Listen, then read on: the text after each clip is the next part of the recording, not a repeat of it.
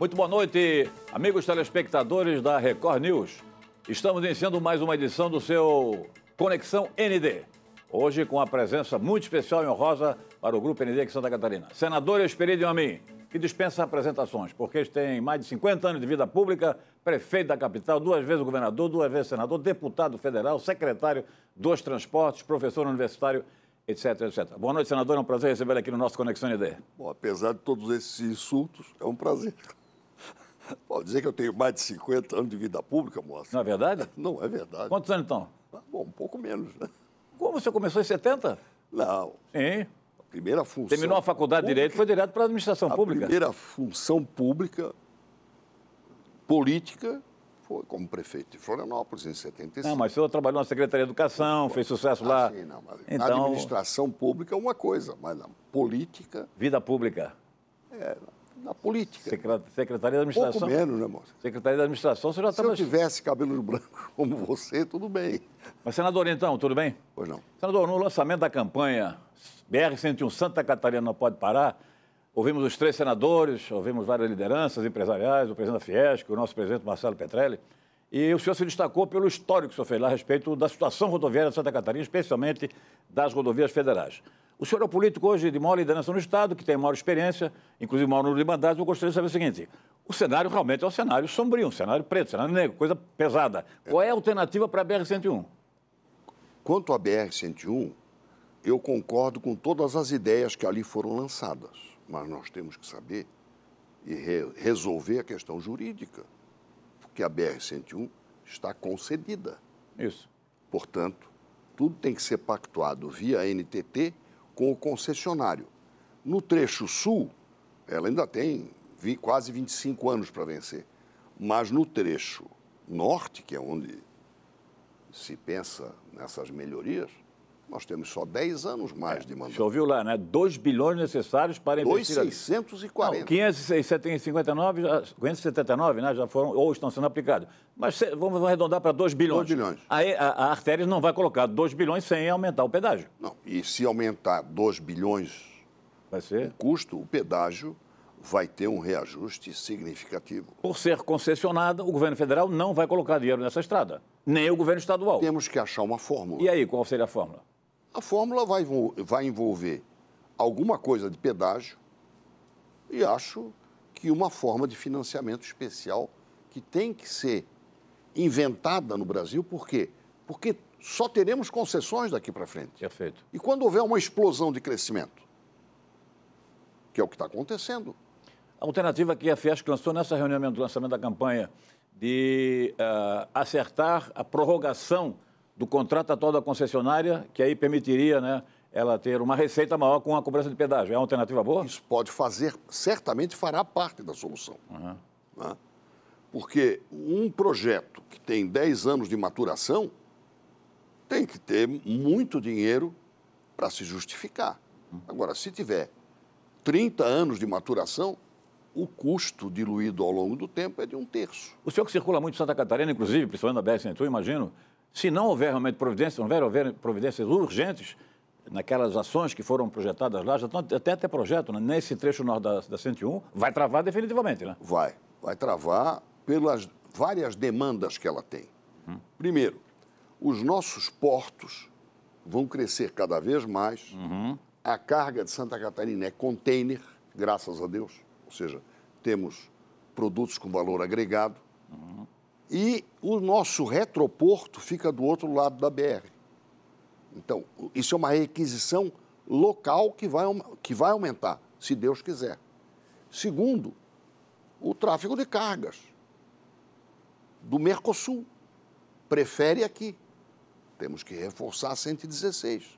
Isso está sendo feito. E, finalmente, o turismo.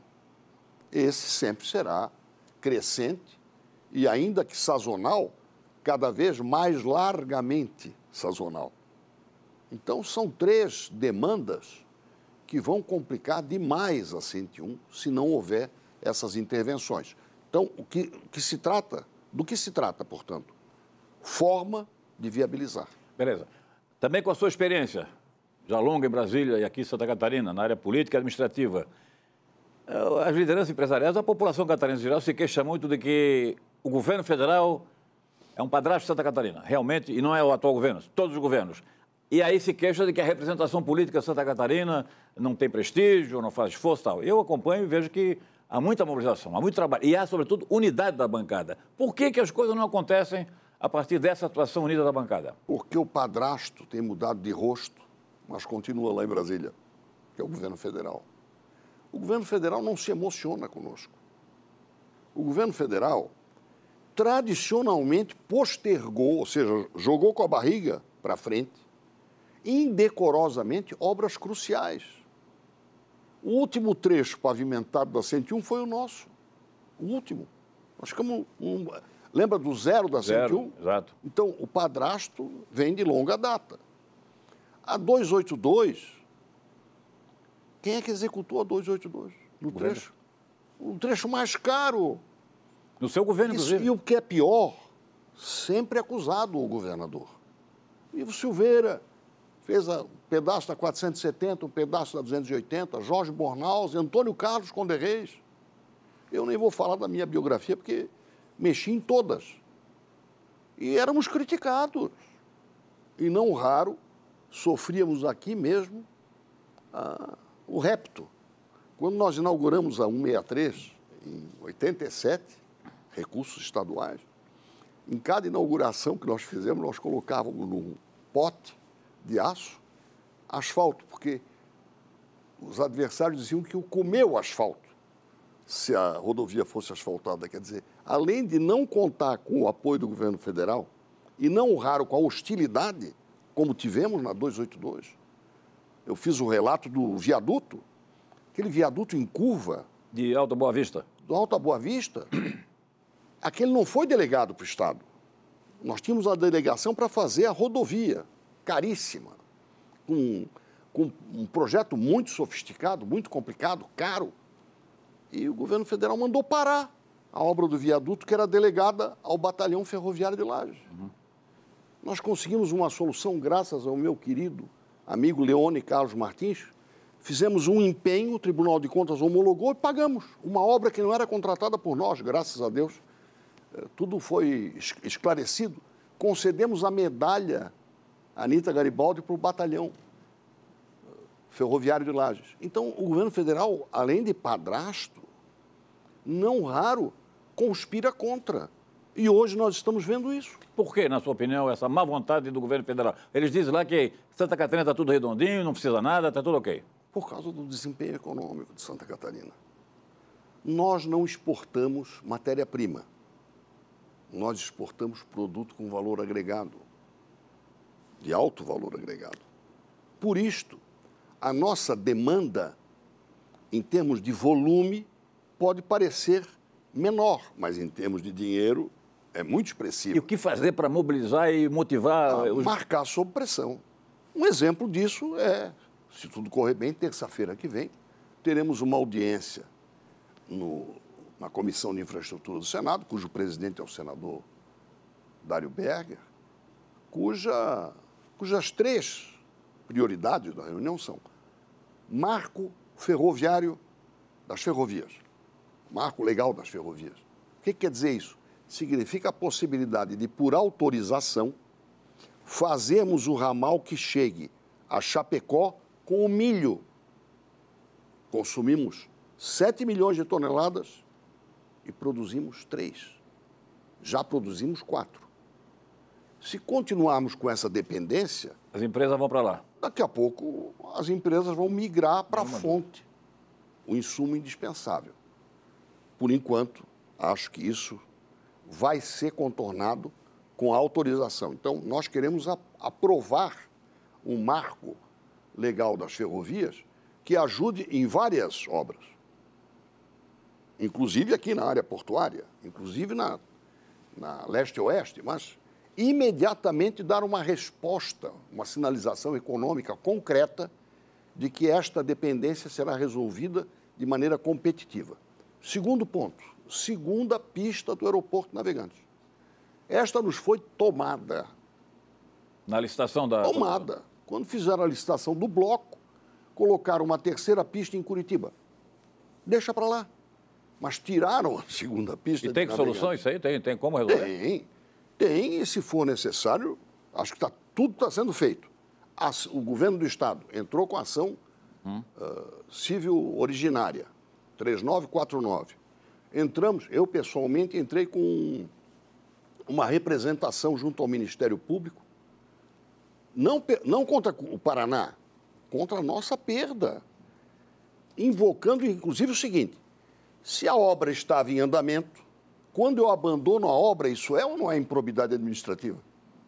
Já tinha 2 terminais, 2/3 dos terrenos comprados e pagos, isso é improbidade. Okay, E, finalmente, vamos tratar da questão da distribuição dos recursos federais e estaduais para as rodovias federais de Santa Catarina. Eu queria perguntar, a BR-470, principalmente, que é que está nesse impasse aí, o senhor é favorável à utilização desses 200 milhões nos 4 lotes ou apenas em 2 lotes? Moacir, eu nem faço questão de ir na inauguração. Eu não participo da disputa pela fita. Poder serrar a fita. O que se diz é o seguinte: o Jorginho Melo diz que o governador Moisés, quer concentrar tudo na 82 para ele aparecer na fotografia para a eleição do ano que vem. Todos nós apareceremos na fotografia de uma etapa. Presta atenção. O povo catarinense merece mais do que esta etapa. Não há dúvida. E o que é pior, há coisas que não voltam mais. O governador do Estado tomou essa iniciativa, aprovou na Assembleia, foi substituído, houve o veto, retomou. Quanto tempo nós já perdemos nessa discussão? Sim, e aí? E o dinheiro está disponível. Então, na terça-feira, nós vamos tentar, não na base do martelo, mas da convocação do espírito público. Vamos parar com essa brincadeira. Nós queremos que a obra se desenvolva neste ano de maneira satisfatória. Sabe o que vai acontecer? Nós já estamos em agosto, praticamente. Não vou ter tempo para poder... Não vamos conseguir gastar o dinheiro. E a informação do senador Jorginho de que 116 milhões estão garantidos para os 2 lotes. Termina a obra na sua avaliação? Não termina. Com 116 não termina? Segundo o próprio DENIT, para concluir os lotes 1 e 2, são necessários mais de 200 milhões. Então é 1 e 2. Então é importante concentrar. Segundo, se o governo federal recompôs, até agora nós só conseguimos, na base de muita briga, recompor os valores aprovados em março e vetados em abril. Números. O ano passado foram gastos nas rodovias federais em investimentos 302 milhões. Neste ano, pelo orçamento aprovado com os vetos, sabe quanto é que tinha? 106 milhões, 1/3. O que nós conseguimos? Levantar de novo para 300. Com o dinheiro do governo do Estado, estaremos acrescentando 350, são 650. Com o projeto de lei que o governo deveria ter mandado no começo de julho e vai mandar em agosto, vamos supor que se consiga mais 150 milhões. Não tem como gastar isso esse ano. Pois agora estou falando muito na 470 e ninguém fala na 280 e na 163. Não, mas os recursos são para 285, que não estava no orçamento. Isso é... Eu digo os recursos estaduais, 350 milhões. Tá bom, os 350... Ninguém fala em colocar o dinheiro na 163. Não, mas isso está falado. São 200 milhões para 470, 100 para 280 isso. E 50 na 163, que vai ter que ser contratado ainda. Mas já tem negociação sobre a 280, por exemplo? O senhor está sabendo alguma coisa? Não vejo nenhuma objeção. A única objeção... Não, eu digo encaminhar esse processo para poder... Dá licença? O tempo está passando, o dinheiro está disponível e nós estamos discutindo o acordo. Senador, outra questão... Eu espero que semana que vem se dê um passo decisivo. Ok. E vamos ser bem claro, que cada um assuma a sua responsabilidade. Ok. Eu quero que seja investido, no caso, na 470, porque quem vai a Blumenau, a deputada Ângela Min, na quinta-feira, se ausentou da reunião porque foi a um enterro em Indaial. Sexta-feira. Sexta-feira. Isso. Ela diz que o movimento de obra é muito pequeno. Bom, senador, 282. Eu tenho o seguinte testemunho pessoal, profissional jornalístico.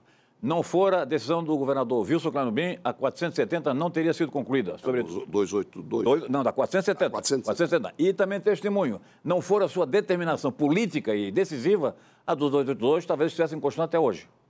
Okay? Poderia. Porque esse trecho entre Lages e Florianópolis estava muito amarrado, estava muito atrasado. E é muito caro. Quem se lembra, os antigos se lembram do quebra-queixo, que hoje é a Pera, em São Leonardo ali. É um trecho muito pesado, do ponto de vista de obra, muito complexo. Pois é, senador. E aí é o seguinte, quando estava sendo feito o lançamento dessa campanha, houve um acidente gravíssimo na BR-282, exatamente no trecho entre Bom Retiro e Florianópolis, Santa Amaro e Lages.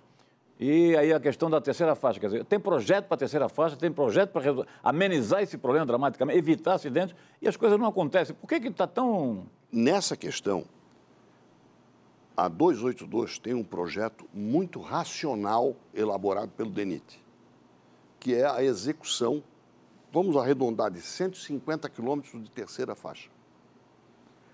E no trecho Palhoça, Lages, vamos arredondar, 210, 220 quilômetros, a execução de 80 a 100 quilômetros de terceira faixa alivia substancialmente o problema do tráfego e melhora muito a segurança. Senador, fundo eleitoral, essa vergonha nacional que passou de 1 bilhão e 800 para 5 bilhões e 700 milhões de reais. Indignação popular é geral e nacional.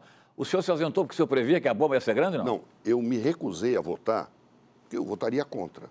Só que eu tinha feito emendas na LDO. Eu estava presente, eu poderia ter votado, era votação nominal, mas online, né? Remota. Eu me recusei a votar porque eu fiz emendas na Comissão de Infraestrutura, fiz emendas até para ressarcimento do Estado, no mínimo abatendo da sua dívida o que o Estado aportar para essas obras. Ou seja, isso é a LDO. Mas tinha essa bucha lá. Então eu decidi não votar, na convicção que eu tinha e tenho de que o presidente vai vetar. E acho que eu estava certo, porque aprovamos a LDO e esse trecho vai ser vetado e provavelmente vai voltar ao valor razoável que eu defendo, porque já que não se deve ter financiamento por empresa, que eu acho que foi uma conquista, tem que haver financiamento público mínimo, mas triplicar, sou contra, seria contra se votasse e com isso só tinha um jeito, votar contra a LDO, que eu acho que era um erro. Se o presidente votar, você acha que o Congresso não derruba o veto dele? Eu acho que o presidente já anunciou que vai vetar de forma que volte ao valor original. Ou seja, isso já é um acordo. Senador Espírito, eu acho que é razoável. Se alguém é contra, saiba que eu sou a favor de que haja recursos públicos para a campanha. Não sou a favor, jamais serei, de triplicar num momento desse ainda. Agora, senador, o que seria razoável é o seguinte, né? Vota a LDO, depois tem destaque em relação a essa vergonha desse fundão, mas em destaque, e houve uma manobra política. Foi isso que não foi feito, foi isso que não aconteceu. E por que o Congresso deixou fazer essa manobra política vergonhosa? A votação online, moça, impede o debate. Por isso que eu quero que as comissões permanentes voltem a funcionar. E símbolo disso é dia 3, vamos ter uma sessão semipresencial, ou seja, alguns presentes, outros remotamente, mas pelo menos teremos uma sessão de uma comissão permanente que vai discutir marco legal das ferrovias. Perfeito. Senador, o Partido Progressista, os progressistas estão aí participando ativamente do governo Moisés, o MDB também. Estão, então, portanto, dentro de um processo de aliança na administração estadual. Vários partidos estão lançando pré-candidatos, candidatos. A sucessão de 2022, né, falta muito tempo ainda, já está na rua. Além disso, temos aí questões culturais importantes para debater em Santa Catarina. Eu gostaria que o senhor tratasse desses temas logo em seguida, após o nosso intervalo comercial. Voltamos já já.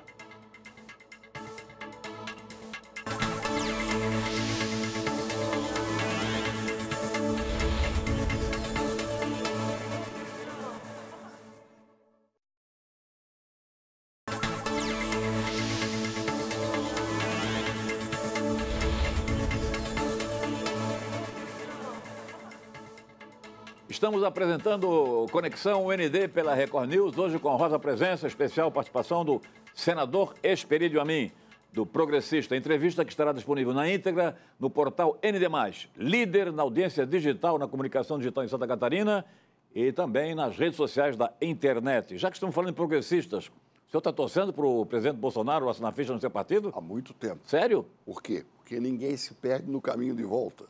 Já disse isso para ele umas 20 vezes em público. Ninguém se perde no caminho de volta. O caminho de volta dele é para o progressista. Ele esteve muito tempo filiado no progressista. Dos 28 anos de mandato como deputado federal, 21, 22 foi no PDS, PPB, PPR. A ida do senador Ciro Nogueira, presidente do partido, é um sinal de que ele pode se filiar? Não. Ou não tem nada a ver? Eu quero separar uma coisa da outra. Eu acho que o Ciro Nogueira, com quem eu já divergi muitas vezes, mas ele é a pessoa talhada para nós fazermos a travessia neste semestre. Por quê? Porque é um petista de cruz na testa, não? Não, porque ele tem um diálogo amplo. Com todos os partidos? Nós precisamos descomprimir Por que ele conquistou essa condição de diálogo amplo? Não foi por ser amigo de infância do Bolsonaro. Em 2018, eu defendi perante o Ciro 3 vezes e perante o Bolsonaro, mas eu não conversava com outro. A seguinte chapa: você, Bolsonaro, pelo nosso partido, ele já estava saindo. 2018. E a Ana Amélia de vice. Era a minha chapa. Chapa pura. Não conversaram. Então, ele não é amigo de infância do Ciro. Mas, neste momento, para que haja um diálogo que descomprima, a panela de pressão está muito forte, nós temos grandes chances de crescer, de recuperar empregos. E tem muita picuinha nessa brigaçada que está aí.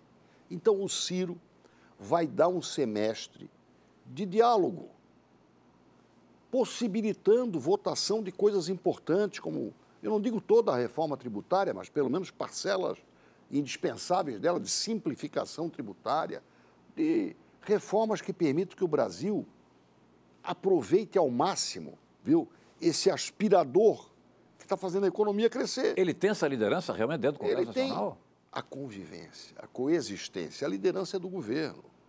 O governo é que tem que ditar quais são as iniciativas. O Ministério da Economia, principalmente.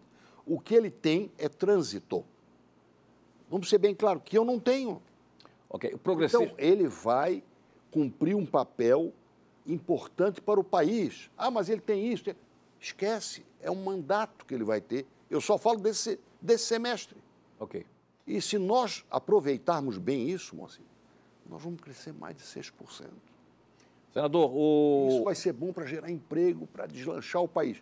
E a presença para algumas votações importantes, essa presença vai garantir que nós tenhamos um bom 2022. Maravilha. O progressistas estão aqui em Santa Catarina, dentro do mesmo governo, Moisés, junto com o MDB. São as duas principais forças de sustentação do governo. Isso significa que estarão juntos também em 2022, como aconteceu na eleição de Florianópolis em 2020? Não tem nada a ver? Acho que não tem nada a ver uma coisa com outra.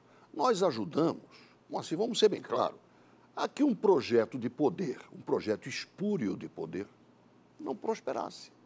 O projeto da Assembleia? O projeto da Assembleia. Do impeachment? O do impeachment. O senhor acha que havia um projeto? Eu acho que era um projeto de poder, Nos claro. dois casos? Nos dois casos, até porque o primeiro era ridículo. Aliás, mostrou-se ridículo no judiciário. Um projeto de poder. Eu acho que o nosso partido, e sob esse aspecto o MDB também, ajudaram aqui a vontade popular que não contou com o meu voto. Você sabe disso. Você votou no Merizio? Votei no Merizio. Mas vamos respeitar o resultado. O pior de tudo é, por força de um capricho, né, tirar quem foi eleito. Mas os respiradores aí é uma mancha pesada. Eu acho que isso é uma coisa que tem que ser apurada e o responsável, ou os responsáveis, têm que ser identificados. Convém que você veja o que a Polícia Federal está descobrindo pelo Brasil afora. Perfeito. Não sei se já leu. Bahia, uma microempresa vender 300 respiradores, recebeu o dinheiro todo e desapareceu. Estado do Pará, consórcio do Nordeste. Então, todas essas coisas têm que ser apuradas, na minha opinião, depois de nós vencermos a guerra. Pois é, aí entra a CPI, senador. Primeiro vence a guerra. Depois, apura as responsabilidades. Pois é, CPI do circo. É uma CPI que já está desmoralizada no Brasil. Bom, mas se a CPI Completamente é do circo, o que foi a nossa aqui? Tá bem? Eu não estou falando da CPI, mas os 2 processos de impeachment Também foram suficientes? fizeram isso.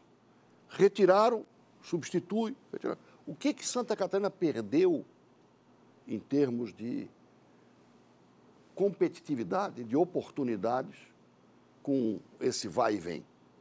Perdemos. O senhor sempre se colocou contra a CPI do circo. Por quê? O senhor já percebeu que ia ser essa... Porque não é o momento para isso. Isso é um espetáculo.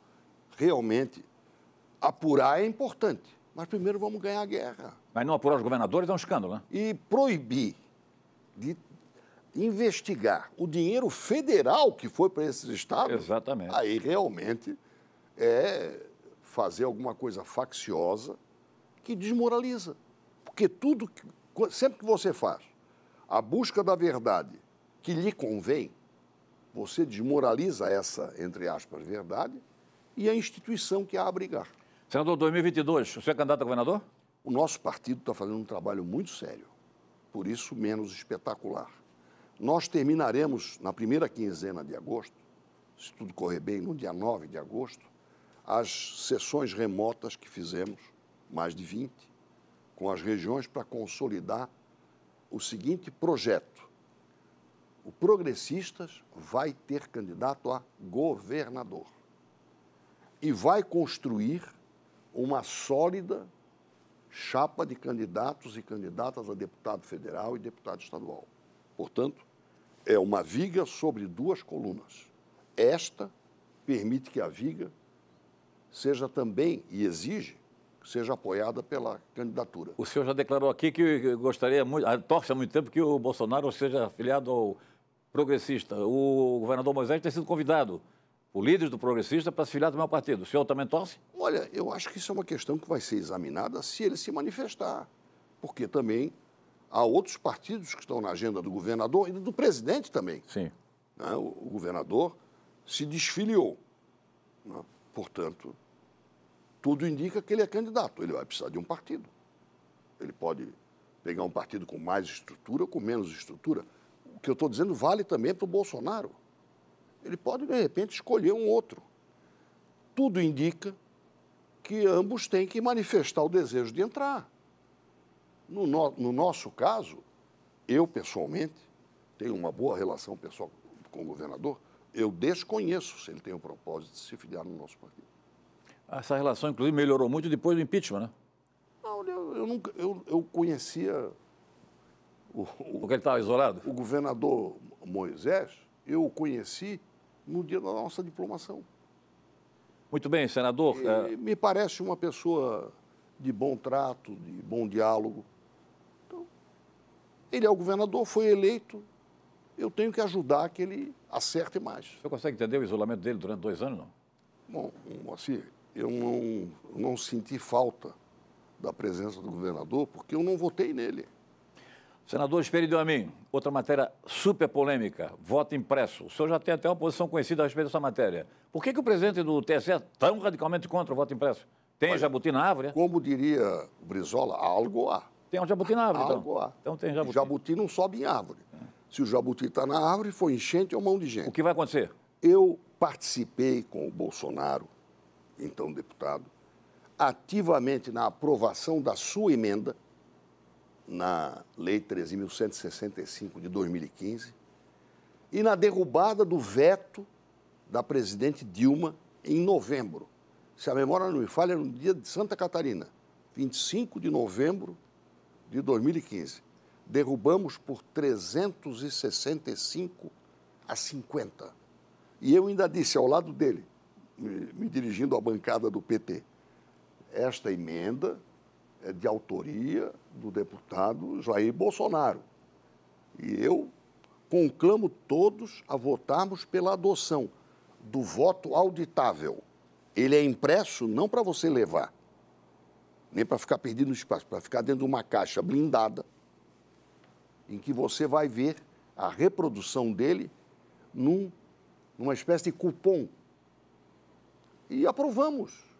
O Supremo primeiro liminarmente, em 2018, e depois, numa sessão remota, em setembro de 2020, declarou que ele é inconstitucional porque ele quebra o sigilo do voto. Cá para nós, isso foi uma acrobacia. Então, eu defendo neste momento ou uma nova votação ou uma ação por descumprimento de preceito fundamental. Porque saber em quem eu votei e tornar o voto resgatável, ao contrário do que aconteceu com a urna 458 em Sara, em 2014, em que se perderam 273 votos irremediavelmente, isto é um direito fundamental. Senador, o senhor foi o único governador de Santa Catarina, aliás, a única liderança política que visitou o mosteiro de Santa Catarina. O senhor acabou de falar do dia de Santa Catarina, no Monte Sinai, no Egito. E, no geral, o senhor foi primeiro também a levantar investigações, reportagens, estimular eventos folclóricos, culturais, eventos científicos, acadêmicos sobre a guerra do contestado. No geral, há muita queixa aí na área cultural, acadêmica, artística, de que a nossa liderança não se importa para a questão cultural. Por que isso, hein? Olha, eu acho que cada um tem o seu viés, né? Mas eu quero lembrar que neste ano nós temos o segundo centenário Anitta Garibaldi. de Anitta Garibaldi. Que o senhor também foi... Vamos ter uma sessão solene no Senado, Sim. dia 30 de agosto, no dia do aniversário dela. Né? E em março teremos a celebração dos 200 anos do Fritz Miller. Isso. Então são eventos, este inclusive apoiado pela Sociedade Brasileira para o Progresso da Ciência. Fizemos inclusive emenda parlamentar para contribuir para essa celebração, que é uma celebração internacional. Fritz Miller não é pouca coisa, assim como a Anitta Garibaldi é a heroína de dois mundos. E eu acho que a sociedade está percebendo que esses nossos valores têm que ser, desculpe o cacófato, né? Tem que ser valorizados por nós, em primeiro lugar. E acho que estou satisfeito com o movimento, por exemplo, para celebrar o segundo centenário do nascimento. Pois é, a Anitta Garibaldi, este ano, felizmente, está sendo bem comemorado, bem celebrado, até bem pelo Rio Grande do analisado, Sul. bem debatido. Não, No Brasil. no Paraná, no Brasil, exatamente. Agora, ela começou praticamente a ser descoberta, parece, no final da década de 90, com aquela ida daquela missão parlamentar, a vinda da Márcia Gale, o senhor participou, inclusive, desse processo, de acordo? E agora eu imagino que existem outros personagens, outras efemérides históricas nesse estado extraordinariamente cultural de Santa Catarina, economicamente também diversificado, que mereçam o mesmo destaque. O senhor não acha? E por que os nossos líderes não descobrem esse valor? Eu acho que um estado com essas características, né, dia 25 de julho, dia da imigração alemã, né, nós somos um estado muito rico de gente. É isso que faz a nossa riqueza. De acordo. Porque esse pessoal veio para cá com muita coragem. Estou falando dos italianos, dos açorianos, toda essa leva. Eu sou primeira geração. Né? Nem meu pai, nem minha mãe nasceram no Brasil. Então, essa leva veio para aqui e construiu uma coisa boa. Um Estado com iniciativa, com autonomia.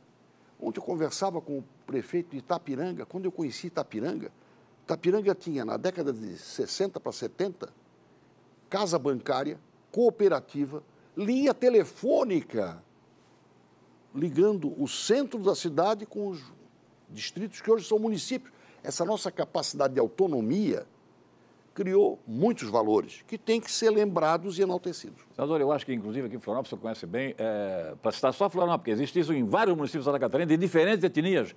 Nós não conhecemos realmente a história dos turcos, dos sírio-libaneses, na verdade, que construíram a nossa capital de Santa Catarina, sobretudo na atividade comercial, né, que é conhecida, e também no processo construtivo da cidade. Então, eu queria ouvir... Hoje temos muitas obras interessantes sobre isso.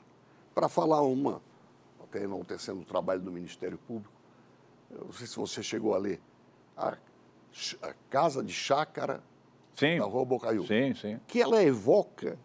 né? Então, ela traz personagens. O Lira, por exemplo. Naquele livro tem uma pequena citação minha ao Lira, motorista do circular da Tanner. E pelo estado afora, você imagina aquela riqueza do Vale do Itajaí, da história de Joinville, do sul do estado. A Nelma Baldinho, acho que você registrou, lançou agora a segunda edição do Tão Fortes, quanto à vontade. Para alegria minha, na página 88, tem um Felice Marini, que é o meu sobrenome por mãe. Então, a saga desse povo que veio para Santa Catarina e deixou essa marca forte, tem que ser enaltecida todos os dias. E a principal atividade mais prejudicada nessa pandemia foi o turismo e setor de eventos. E a cultura, então, foi massacrada, porque as lideranças não se preocuparam com a cultura, senador. Nós aprovamos, Moacir, mais de 3 bilhões e meio para a cultura. Mas esse dinheiro não chegou aqui. Não, mas está disponibilizado. Nós aprovamos uma lei permitindo a sobrevida do dinheiro, realmente foi muito pouco, foi despendido no ano passado. Mas o Congresso se lembrou disso. E foi de iniciativa do Congresso essa verba, digamos, de mais de 3 bilhões de reais para eventos culturais. Palavra final, 50 segundos. Olha, muita alegria em vê-lo. Tenho muito orgulho por Santa Catarina e acho que todos nós temos que nos empenhar para conseguir o bem da justiça para o nosso Estado. Quando falei aqui da infraestrutura, podemos conseguir isso para muitos outros setores. A nossa luta pelo petróleo, a nossa luta pela realização dessas obras, não apenas de rodovias, eu acho que é movida e deve ser movida por uma coisa chamada retribuição. Retribuição ao que Santa Catarina nos dá de oportunidades, ou já nos deu, e pelos desafios que ela oferece para construirmos essa sociedade justa e progressista. Senador Espírito Amin, em nome do Grupo ND, muito obrigado pela sua presença aqui no nosso Conexão ND. Felicidades.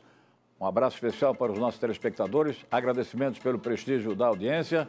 Na próxima semana aqui estaremos, se Deus quiser, a partir das 22h35, dentro da Record News com seu Conexão ND. Obrigado, saúde a todos, muito boa noite e até a próxima.